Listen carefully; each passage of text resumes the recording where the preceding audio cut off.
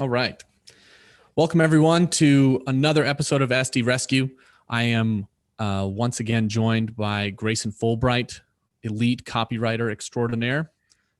Grayson, how's it going? It's going well. We're almost done with the first month of 2021. Time flies. Indeed. So today, with how fast 2021 is moving along, we're going to look at a not so moving along email. Today's email, I think, is a really good example of how to use storytelling right or wrong ways, novelty. I mean, there's a lot of elements going on.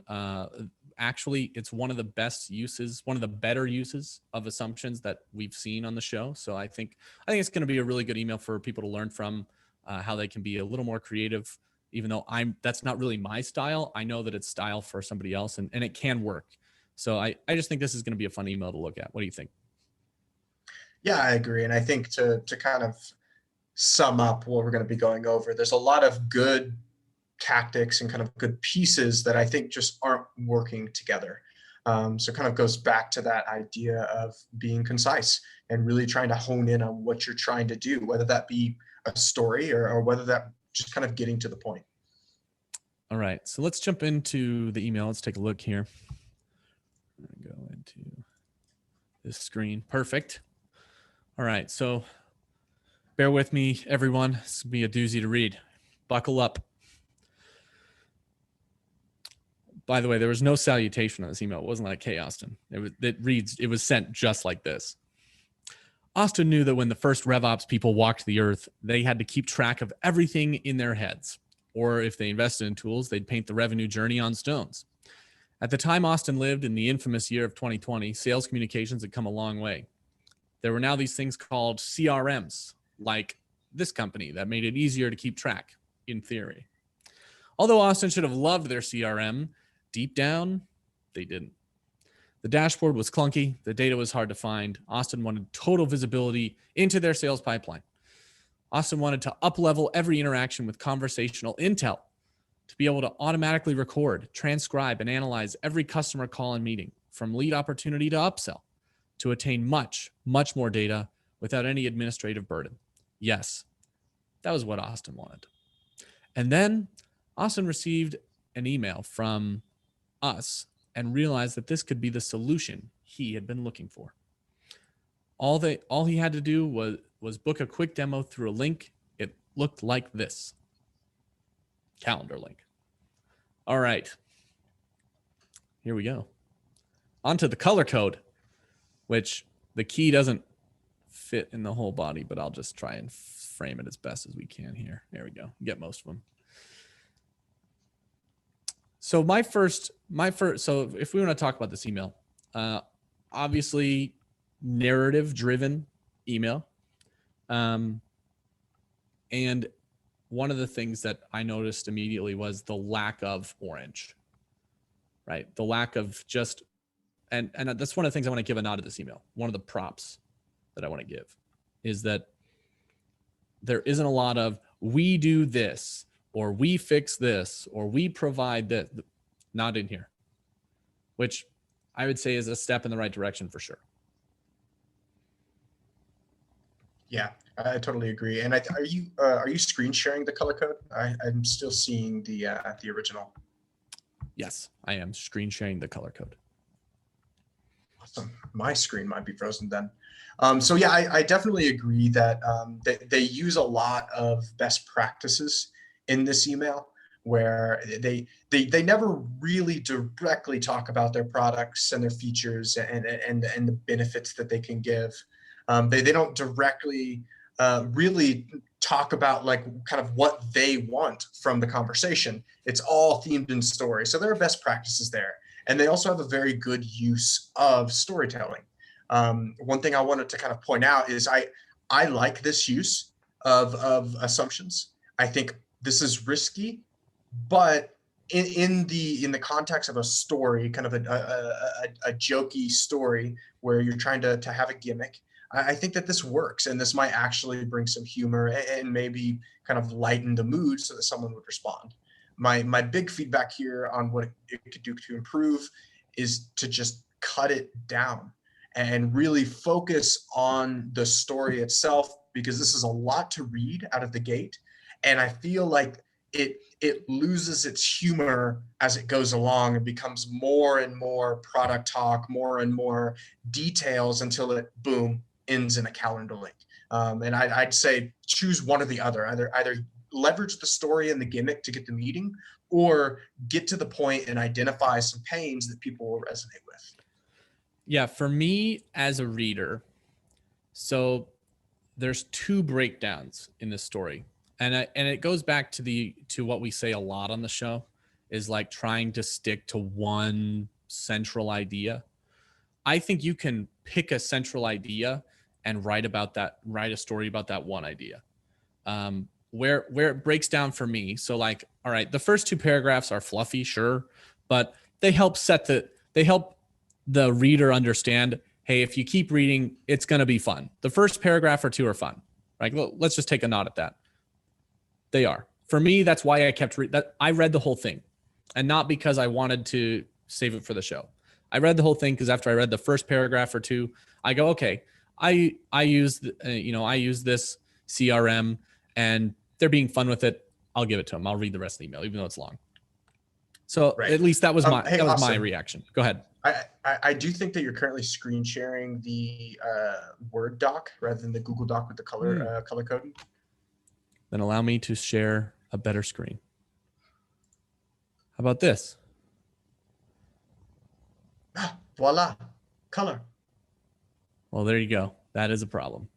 Crisis averted. All right. Good thing it wasn't a confidential Word doc. It's like my bank statements or something.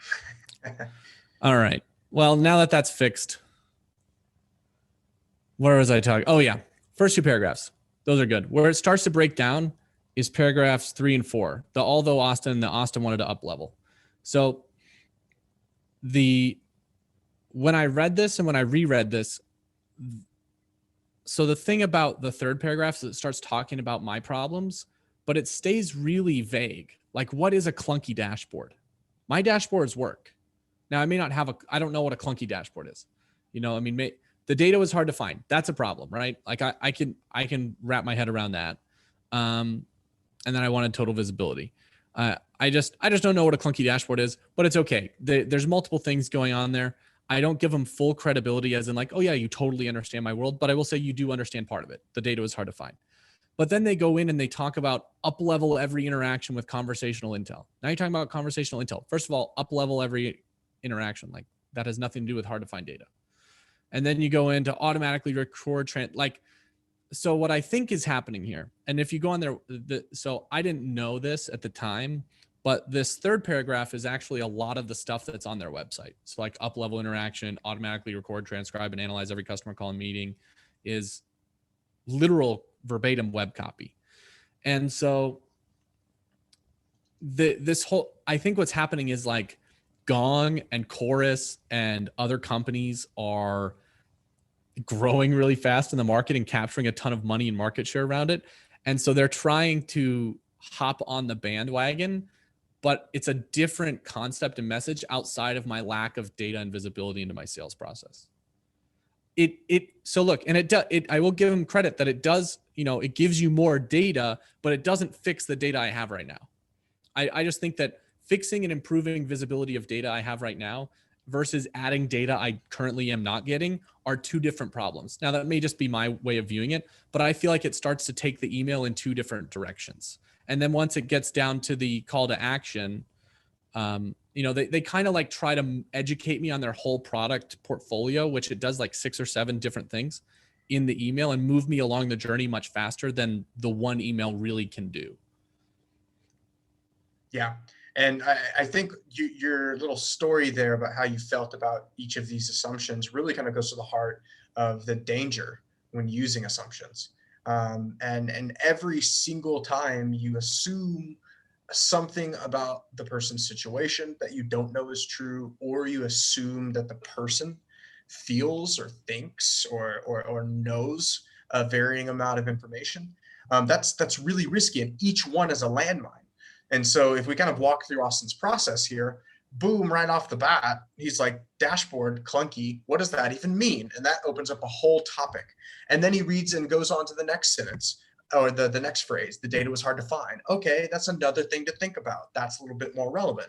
And then it goes into sales pipeline. And then it goes into up-leveling interactions. And it just overall is kind of doing two things that we bring up a lot on the show, which is overusing assumptions and really overdoing the amount of surface area they're covering with their topic. They're trying to get every part of their product, every scenario and situation that maybe their buyers would face all in one like little paragraph. And together that kind of pushes buyers through a weird journey when they read this email. Because like, what happens if they agree with everything except for the last thing you throw at them? And then they're like, wait a minute, this isn't really relevant to me. Did they do their research? Like, should I continue talking to this brand? Should I continue reading the rest of the email? Every time you add an assumption, especially when you're talking about what that person thinks, it's different when you're trying to assume about a situation. But when you're making direct assumptions about what someone wants, that's risky, very, very risky. So what I would do is like leverage the assumptions at the beginning because it's humorous. It goes with the gimmick of kind of telling a story, but then back off and really focus on the benefits and the pains you're trying to highlight without making it seem like you know everything about them and everything that they're thinking, because that comes off as really like presumptuous and a little arrogant. Another thing too. So here's why I didn't reply to the email. Because they were going in so many different directions, I thought so this company isn't a CRM. In my opinion, when I read this, I thought they were a replacement CRM. And I by the time I finished the email, I go, there's no way I'm replying to this or talking to this person. Replacing our CRM is literally non-negotiable. With our current vendor, we have like 100 licenses or something. We have custom code in several applications, not just the CRM, that all interact. Like we have it would be very difficult to uproot that system. It's integral to the business. And so I said, we don't need another one. Moving on. I said, that was a cool story, but I don't need a CRM. It wasn't until I went back, reread this email and researched the vendor that sent it to me that I figured out that they weren't even selling a CRM. But because they hit me with all of those different things, I couldn't wrap my head around what they were trying to accomplish. And so I made a judgment call that this must be a replacement for our current CRM. And we are definitely not in the market for that. That's one of the dangers. I think maybe the story in combination with so many topics might have just totally grayed out understanding of what it could be. I think that's a really good point. Because what does the story start out with? Hey, before CRMs, there were these things. And then you have a CRM now, but it has problems. That type of story sounds like you're trying to replace my CRM, right? At least that was me. And then you go off in all those other directions. And I go, man, I don't know where you're going. And look, this is not the worst email I've ever received. And like you said, there's a lot of good things in this email. So one thing that I do think they do well is they do describe a bunch of problems. Could they rephrase how they describe them? Could they, not describe all of them at once? Yeah. But there are far more assumptive and I don't want to say some of them are arrogant. We have reviewed, I think, one arrogant email, but where it was like, we know and you don't, but most of them aren't that bad. But this one, this was a novel email that I received. There was a lot of novelty in this gimmick, and they described some problems, and some of which I actually had. It's just at the end, by the time you put all of these different elements together, like you said at the beginning, there's a bunch of elements in here and they just don't work together. And that's really going to be important, is what's the holistic picture of your email look like by the time the person that you've sent it to has read all of it. Right. And I mean, like, last little bit of feedback here or advice. I mean, like, if you don't change anything about this email, at the very least, I think you could like dissect this and just use the story gimmick for a sequence and just retell the story in different ways about different problems, because that might actually get attention. Because one thing that I've kind of identified here through reviewing this email is, yes, it's a gimmick. it's a little bit of a weird kind of like play where you're narrating the person reading your email for like a commercial like conversation. So, but as weird as that is, that's something new that differentiates very quickly. So who knows? This might be something that could catch on as high converting, as like a frame of writing to buyers via email. And so I do admire this strategy. I'd be interested to actually maybe play around with it myself in some emails to see where this could fit in. But I think overall, like if you were to take this email and just cut it up and turn it into a storyline sequence of 5 or 7 steps touching on each specific problem, I think it would do much better than just this single one and punch, just trying to get them in one shot and close the deal. I don't think these emails work in today's world. And I will say that I have 2 additional emails in the sequence. And the problem is that there's so much effort and story in this first email that the subsequent emails don't even tell a story. They just follow up about the story. It's like, hey, look at this awesome email I wrote. Now reward me by either booking a meeting with me or referring me to someone else that'll book a meeting off of this awesome email. And I think you're right. Making the story the sequence has potential. Now I haven't tested it, but I like that concept more. In my head, my instinct says that would do better, and go into detail about each specific problem. You know, I just think that if you're a seller, SDR, AE, leadership, you know, if you start feeling like you're writing about several problems in an email, like giving into that temptation, it's time to stop, slice it off, and start a new email. Like I just think at the people's copywriting or conversion rates, I think would improve a ton even if they just stuck to that one rule of like, hey, stick on one problem here for this email. Oh, is there a second problem here? Cool. Cut it off. That's a new email. And just build a Google Doc or wherever you store your templates, your library off of individual problems. That's my opinion. But yeah. And I think the beauty of that is, I mean, you end up making them longer, more fleshed out emails anyway, talking a little bit more about more problems. But when you organize it by a primary topic, it really allows you to stay concise, so that even if you do bring up a few things, like 1, 2, 3 different elements to think about, it's all related to this one thing rather than it being all over the place. So that's a really good tip, Austin. Yeah, and I think I think we've seen from you on here, it results in better conversations, right? Mm-hmm. People want to start like the problem with staying shallow and going in multiple topics is that it doesn't establish the fact that you are a peer in understanding of the problem with the prospect. Whereas if you can send 5, 6, 7 detailed emails about something, all right, you probably know something, right? Or your copywriter knows something. Yeah. But anyway, so here's how I approached it. So first, so I'll go ahead and read it. It says, hey, Austin, I spoke with an employee at NewArcs, and they mentioned you use Salesforce.com as your CRM. We did a study on the top 3 challenges sales leaders face with their existing Salesforce.com deployment. They said, 1, missing information. Data is not captured from sales reps. 2, no context, no relation between multiple data sources, marketing operations, etc. 3, difficult to find information, insufficient reporting, and difficult analysis. These problems were just symptoms of a larger problem. Sales leaders have an incomplete view of their sales pipeline, and it is difficult for them to fix it internally. Would you be interested in a copy of the study along with potential solutions?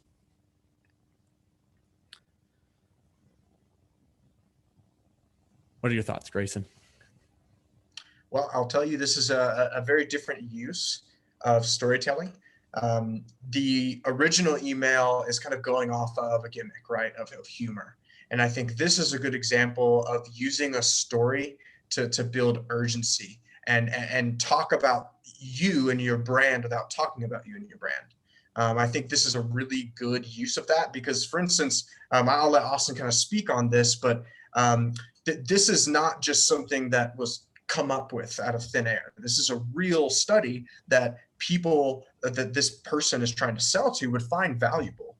And just leading with a story like that, even if it's boring, even if it's short, even if it's to the point, that would keep a buyer's attention, your buyer's attention, because based on who we're selling to, that's the type of persona that would like these types of studies. So I think that's a really good use of storytelling to also kind of add in some value that's targeted for a specific persona. So yeah, I mean, I think so. First of all, for credibility play, I think so. A lot of people just use their data provider, and it's and you know, they pull a list. You're using Salesforce, or you're using Oracle, or you're using, you know, technology searches. Everyone knows you can do that. You know, you can filter out leads on Zoom Info or some other platform based on what technologies they use in their company. And while I think it's great because you can write to that just with that, I think you should still call somebody, especially if you're selling to salespeople, to just call into the call a salesperson and be like, hey, look, I'm trying to see if your company be a good fit. What CRM do you use? Oh yeah, we use Salesforce. Okay, cool, thanks. And even if your data provider says it, if you're a key account, like maybe you don't have enough time, but look, I just feel like this helps set you up for success. Hey, I talked to this person, and I would probably use that in my subject line too. Those always get opened pretty often. Like, hey, I spoke with this person in your company. But anyway, so that's the first line is like, hey, I'm setting context for this conversation. I know you use Salesforce, and it's because I talked to this person that knows you. So that should disarm any suspicions or whatever, as well as build credibility. Like, okay, this person knows something about me. And then, you know, I tell the story about the study and I give them 3 problems, but it's not actually problems. They're symptoms, which frequently the problems people talk about are only the symptoms. The big problem here is in the next line where it says, hey, by the way, the 3 things that people complain about are actually not the problem. The big problem is you don't have you have an incomplete view of your sales pipeline, and that varies, right, based on the company, but it's really difficult for you as a sales leader to fix it. And that if you read the above email, after I reread it a couple times and then did research on what their company did, I was like, okay, this is the problem they actually fix. Is that you either there's data that you need to get that you can't, that you aren't getting right now, conversational intelligence, blah, blah, blah. Or there's stuff that is only partially existing in your CRM. Call activity logs, relating data sources from marketing or ops or other technology platforms in there, or poor reporting and analysis. Like you can't, as a sales leader, you can't actually refine the data to use it. And so, and by the way, all of this stuff was, I found these problems and their solutions based on a study that I found that some Salesforce consulting firm did and just published, and say, hey, here's the top 5 problems. And there were 2 in there that weren't really related to what this email was talking about. So I didn't put them in there. Plus it made it really long, but I just took the 3. And in that study, they list potential in-house like DIY solutions, or some of them were vendors, like vendors you need to plug in. And I thought, man, I bet this company is sitting on that same data, if not better data, you know? Yeah. Yeah. And going to your use of kind of pointing out problems in the email in various places, I think that goes back to my point that I made earlier of Austin took 3 kind of like symptoms, like things that people would relate to and be like, oh yeah, like my sales reps constantly struggle to get all the data into their CRM each time they're logging their activities. Or, oh yeah, you're right. Like whenever marketing or ops gives me different data sets, it's always hard to make sure that they're all in sync and aligned. He's taking those, which are different problems, right? They're different topics, but he's going somewhere with it. He's not just leaving the buyer thinking about 3 different problems and then ending the email. He's taking them, tying them into a nice little bow, and then says, these are symptoms of this major business problem. Like you have an incomplete view of your sales pipeline and it's difficult to fix. And I think that's an amazing example of how you can still leverage multiple bullet points or multiple things in your email, but still keep it concise around like a central topic, rather than in the email above, it mentions all of these different things going these different directions, but it never gets pulled together. It's kind of like left with loose ends and nothing is done with them. And the buyer's kind of left to make their own conclusions and pull it together themselves. And so I think this is a really good job of being concise. He took a lot of information from a study, by the way, which is not easy to do, and basically like compressed it into easy to read information. And the last note that I wanted to make here, Austin, is this is really great formatting. I think compared to the other email, this is a very skimmable message where everything is kind of compartmentalized and easy to access. I can see boom in the first line, you're relevant because you've brought up an employee of mine. I move on and see that there's a study. You immediately bullet point some of the info from the study that I find valuable. You go into the main problem, which is where I would actually start reading to figure out what you want. And then boom, there's a good call to action that leads to value to me rather than just asking for a call. So I think the formatting of this and the copy itself would get you some responses. Yeah, I think I don't. So I'm kind of conflicted about the email, to be honest. Like I know it deviates a ton from the narrative. I mean, I think it'll work. I don't love the call to action, but it's soft and provides value, so it's passable. And I mean, I think part of it is this would get refined after I send it and after you measure. I'm not in love with all of the like. One of the things that, so like when I read data is not captured from sales reps, I'm like, how would that get interpreted? I think it would be better suited to be like, something like manual data entry, or like touch on that a little bit. Like, hey, if you're manually logging activities, ultimately I'm trying to communicate, if you have reps that are manually logging activities, everyone has to accept the fact that you are not capturing all the activities, because a lot of activities go unlogged. So, I mean, I think data is not captured from sales reps is a decent way to encapsulate that, but could be refined a little bit better. But overall, like, that is kind of the recipe, is hit somebody with 3 problems that they will say, oh yes, I have those, or I've experienced those, and then educate them with the conclusion. The problem with the previous email was that the conclusion was, hey, here's our feature pitches, kind of, right? That was that 4th paragraph, which doesn't lead me to take action. Hopefully the bigger problem or conclusion, like you said, builds urgency. It creates a desire to at least learn more. I wrote this to a more top of the funnel prospect because that was who I was. I had no idea who this company was that emailed me, or even what they did. So this is a much higher up the funnel sort of email. This isn't somebody that I think would be in market or near in market, but you could definitely start pulling them in market with something like this, or at least in the direction. Yeah. And I mean, to kind of go further, right?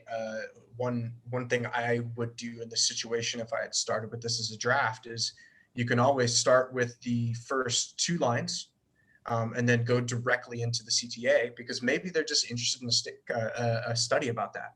Yeah. And then you can save the rest of that for a follow-up email and say, hey, just wanted to follow up about that study on the top three challenges sales leaders face with their existing Salesforce.com deployment.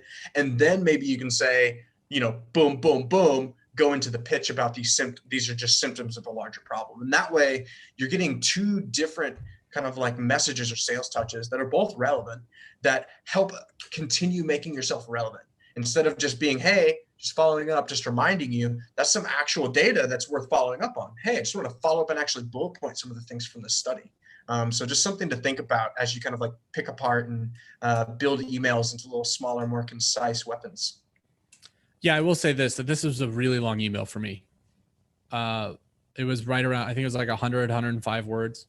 It was long. I felt like it was long. I mean, it was half the length of the other one, but like that was part of the thing for me, was like, I feel long. And so, I feel like I'm going long, and I think that's a good something to end on here, is talking with Grayson. Grayson has some really good insights on this. Is like, hey, look, if you think you're going long, just cut it off and send it. Just say, hey, would you like a copy of the study? And then just take the second half of the email, and now you have 2 50-character emails instead of one 100-word email. And I mean, that's some just personal advice, I guess, to end on, that I do as I build sequences, because, I never expect myself to write one email to get the job done. I always build multiple emails and build a cadence. And so I tend to kind of just start with a seed email where I'll just write the intro and just kind of flesh out ideas and write things. And then as I'm doing that, I'll be like, this is for another topic, or doesn't work in this email. I'm going to use it for a different one. And just spending an hour just kind of like brainstorming ways to go about an email, you can come up with a whole sequence of emails. Like, forget one. You can come up with 5 to 7 relevant emails that you can use to stay in touch with buyers for, 2 to 3 months, rather than a one and done in 1 week, and then you get an unsubscribe. So it does look like we're about at the top of the hour, Austin. Indeed. Awesome. So for everyone who joined us today, thank you so much. We'll be posting this on YouTube, so you can access that on our channel later if you weren't able to join us. And please submit your emails, submit your questions if you guys want us to go over anything specific. And make sure to join us next week, Monday at 11:30 a.m. See you then, guys.